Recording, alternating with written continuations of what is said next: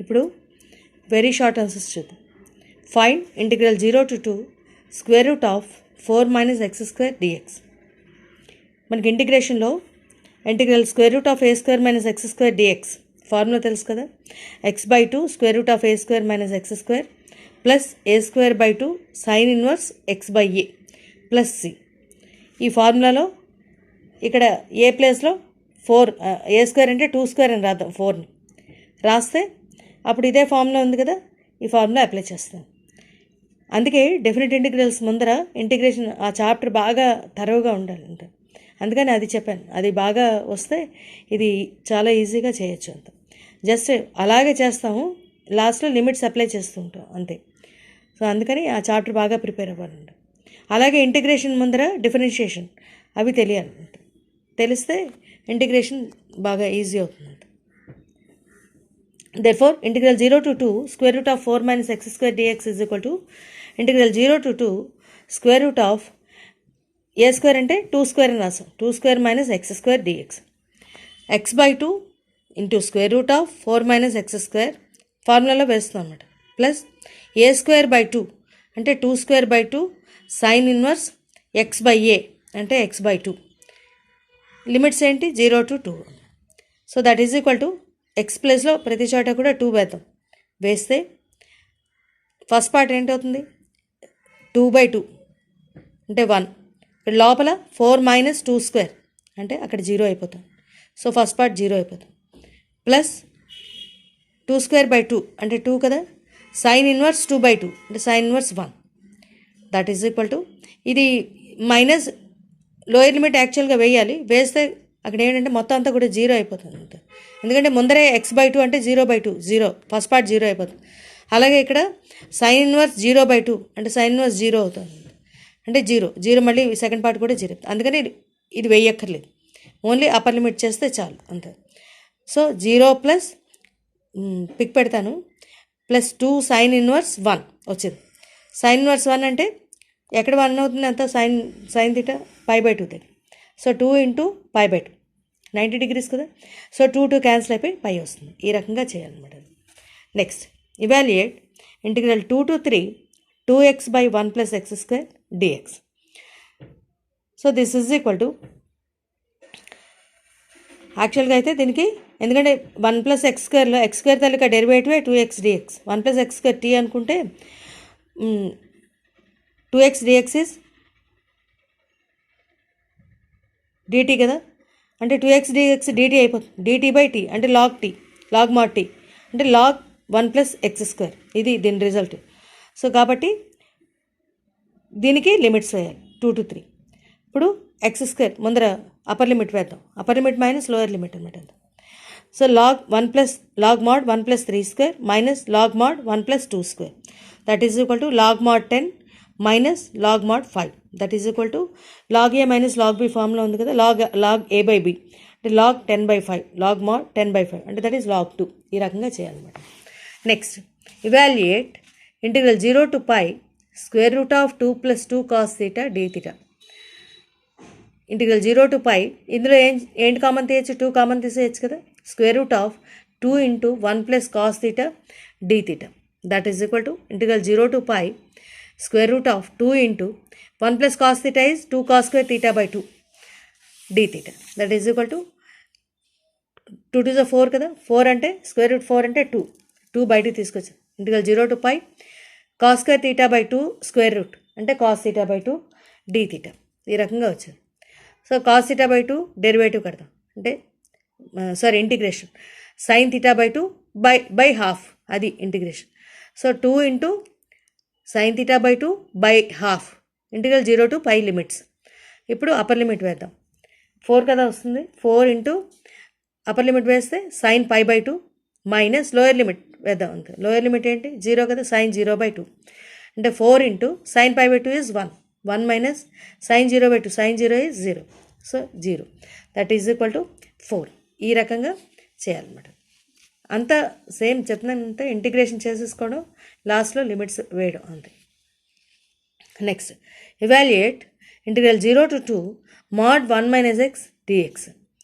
Integral 0 to 2 mod 1 minus x dx can be written as, ఇందాక చెప్పాను కదా ఇంత ఇంటిగ్రల్ ఏ టు బీని A to C C to B అని రాయొచ్చు అని చెప్పి. సో ఎందుకంటే మనకి మధ్యలో 1 కూడా ఉంది కాబట్టి అది కూడా ఫైండ్ చేయాలి. ఇంత 0 to 1, 0కి 2కి మధ్యలో ఆ 1 అనేది కూడా ఉంది కాబట్టి 0 to 1, 1 to 2 అలా రాస్తాం. 0 to 1 1 మైనస్ ఎక్స్ డిఎక్స్. ఎందుకంటే మోడ్ 1 మైనస్ ఎక్స్ని ఎలా రాస్తాం అంటే +1 మైనస్ ఎక్స్ ఒక చోట, నెక్స్ట్ లిమిట్కి -1 మైనస్ ఎక్స్ డిఎక్స్. ఎందుకంటే ఇక్కడ కూడా తీసుకునేటప్పుడు జాగ్రత్తగా చూసుకోవాలి. మోడ్ 1 మైనస్ ఎక్స్, ఎక్స్ <1 అయితే ఎక్స్ ప్లస్లో 1 కన్నా తక్కువ వాల్యూ పెట్టామనుకోండి, పాజిటివ్ కదా అంతా. So mode 1 minus X +1 minus X. అదే ఎక్స్ <1 అంటే 1 కన్నా ఎక్స్ వాల్యూ ఎక్కువ అయితే నెగిటివ్ వస్తుంది కదా. ఫర్ ఎగ్జాంపుల్ x2 అనుకోండి, 1 - 2 అంటే -1 వస్తుంది. -1 వచ్చినప్పుడు దీని తాలూకా వాల్యూ, ఫంక్షన్ తాలూకా వాల్యూ మైనస్ వస్తుంది అనమాట. అంటే -1 minus X if x <1. So ఈ రకంగా తీసుకోవాలి. x <1 అయినప్పుడు, x <1 అయినప్పుడు. సో ఇక్కడ <1 అయినప్పుడు -1 మైనస్ ఎక్స్ అంటే 1 to 2 లిమిట్స్ దగ్గర -1 మైనస్ ఎక్స్ డిఎక్స్ అవుతుంది.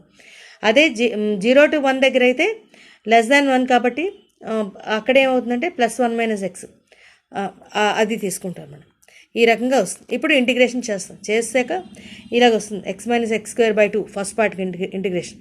లిమిట్స్ ఏమో 0 to 1 మైనస్ x -x²/2, దీని లిమిట్స్ 1 to 2.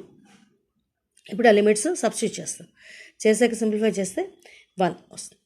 ఇక్కడ జాగ్రత్తగా తీసుకునేటప్పుడు ఈ వాల్యూ చూసుకోండి, ఏ ఫంక్షన్ తీసుకోవాలి అనేది. మోడ్ 1 మైనస్ ఎక్స్కి 2 వాల్యూస్ ఉన్నాయి, +1 మైనస్ ఎక్స్ ఒకటి, -1 మైనస్ ఎక్స్ ఒకటి. ప్లస్ ఆర్ మైనస్ కదా మాడ్యులస్ అంటే. సో +1 మైనస్ ఎక్స్ ఎప్పుడు అవుతుంది అంటే ఇఫ్ x <1 అయితే కదా. x 1 కన్నా తక్కువ వేసి చూడండి, 0.5 ఎంత వేసాం, పాజిటివ్ కదా దీని వాల్యూ. 1 - 0.5 అంటే 0.5 వస్తుంది. ఆ రకంగా అనమాట అంత. అలా చెక్ చేసుకోవాలి. చెక్ చేసుకుంటే ఈజీగా తెలిసిపోతుంది. అంటే +1 మైనస్ ఎక్స్ వస్తుంది. అదే x <1 పెట్టామనుకో, అంటే 1 కన్నా ఎక్కువ అంటే 2 తీసుకున్నాం ఫర్ ఎగ్జాంపుల్, 2 పెడితే అప్పుడేమొస్తుందంత 1 - 2 అంటే -1 వస్తుంది. అంటే this function value -1 minus X అనమాట. అంత అలా చెక్ చేసుకుంటే ఈజీగా తెలిసిపోతుంది. అప్పుడు 0 to 1 దగ్గర ఏమవుతుంది అంటే ఇది 0 to 1 మధ్యలో ఫంక్షన్ 1 మైనస్ ఎక్స్ డిఎక్స్. అదే 1 to 2 అంటే <1 అయినప్పుడు ఇది సెకండ్ ఫంక్షన్ -1 మైనస్ ఎక్స్. అప్పుడు ఈ ఫంక్షన్ తీసుకొని లిమిట్స్ అప్లై చేసుకోండి. ఇంటిగ్రేషన్ చేశాక లిమిట్స్ అప్లై చేసుకోండి. ఈ రకంగా చేయాలి. Next integral evaluate 0 to 4 mod 2 minus x dx. ఇది కూడా అంతే. ముందర ఈ ఫంక్షన్స్ రాసుకొని పెట్టుకుని దీన్ని కూడా అలాగే రాస్తాం. 0 to 4 అంటే ఎలా రాయొచ్చు అంటే కరెక్ట్గా హాఫ్ పార్ట్ కింద స్ప్లిట్ చేయాలన్నమాట విడగొట్టేటప్పుడు. 0 to 4 అంటే 0 to 2, 2 to 4 అని రాయాలి. ఇందాక 0 to 2 కాబట్టి ఆ ఇంటర్వెల్ తీసుకునేటప్పుడు కరెక్ట్గా హాఫ్ 0 to 1, 1 to 2 అనమాట. అలాగనమాట తీసుకోవాలి. So 0 to 4 mod 2 minus x dx can be written as 0 to 2 mod 2 minus x dx plus 2 to 4 mod 2 minus x dx. ఇప్పుడు చెక్ చేద్దాం. ఫస్ట్ పార్ట్ ముందర మోడ్ 2 మైనస్ ఎక్స్ అంటే +2 minus X -2 minus X అని రాస్తాం. +2 minus X ఎక్కడ అవుతుంది, x <2 అయితేనే positive value అవుతుంది. 2 minus X mode 2 minus X 2 minus X. For example ఇంకొకసారి మళ్ళీ చెక్ చేయడం చెప్తాను. x <2 ఫర్ ఎగ్జాంపుల్ x ప్లేస్లో 1 పెట్టామనుకోండి ఫస్ట్ ఫంక్షన్. అదే మోడ్ 2 మైనస్ ఎక్స్లో x ప్లేస్లో 1 పెట్టాము అంటే 2 - 1 అంటే 1 కదా, +1 కదా. సో అప్పుడు +2 మైనస్ ఎక్స్ తీసుకోండి. x <2 ఫర్ ఎగ్జాంపుల్ 3 పెట్టామనుకోండి, 2 - 3 అంటే మైనస్ వస్తుంది కదా, ఫంక్షన్ -1 వస్తుంది. 2 - 3 అంటే so function can be negative. So అంటే -2 మైనస్ ఎక్స్ ఇఫ్ x <2 అయితే -2 మైనస్ ఎక్స్. ఇఫ్ x <2 అయితే 2 మైనస్ ఎక్స్ అవుతుంది. ఈ రకంగా చేసుకుని అప్పుడు దీని ప్లస్ 0 to 2 అక్కడ ఏమిటవుతుంది 0 to 2 అంటే <2 కదా, దాని అర్థం 0 to 2 అంటే 2 మైనస్ ఎక్స్ ఫంక్షన్ అది రాస్తాం. 2 to 4 అంటే <2 కదా, x <2 -2 మైనస్ ఎక్స్ ఆ ఫంక్షన్ వస్తుంది. ఇప్పుడు ఇంటిగ్రేషన్ చేస్తాం అంటే 2 dx 2 dx అంటే 2x minus x dx is x²/2 limits 0 to 2 minus 2 dx అంటే 2x మైనస్ x dx అంటే -x²/2. ఇక్కడ లిమిట్స్ ఏమో 2 to 4. ఇప్పుడు దట్ ఈజ్ ఈక్వల్ టు అంత సబ్స్టిట్యూట్ చేశాక ఈ రకంగా వస్తుంది అన్నమాట. ఇలా చేయాలి. Next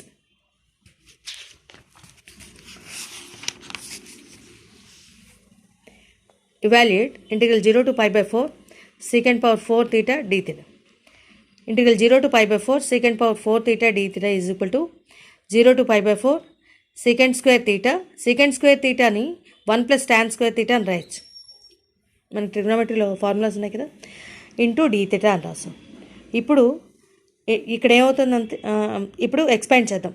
secant square integral 0 to pi by 4 secant square theta d theta plus second part ఏంటవుతుంది secant square theta into tan square theta. So secant square theta tan square theta d theta వచ్చింది second part. ఇప్పుడు limits వేసాడు అంత. ఇంటిగ్రల్ secant square theta is tan theta. So tan theta లిమిట్స్ ఏమో 0 to pi by 4 plus second part ఇది మనకి తెలుసు కదా, secant square theta నేమో t అనుకుంటే దానికి డెరివేటివ్ ఫైండ్ చేయడం, ఇది పిక్ పెడతాను డైరెక్ట్గా ఇచ్చాడు రిజల్ట్ tan cube theta అవుతుంది ఇంత. సో ఇప్పుడు tan cube theta 0 to pi by 4 limits చేసి పిక్ పెడతాను, ఇంత క్లియర్గా లేదు. సో ఈ రకంగా లిమిట్స్ ఏమో వేసాక సింప్లిఫై చేస్తే ఈ రకంగా 4/3 వస్తుంది అనమాట. Thank you very much.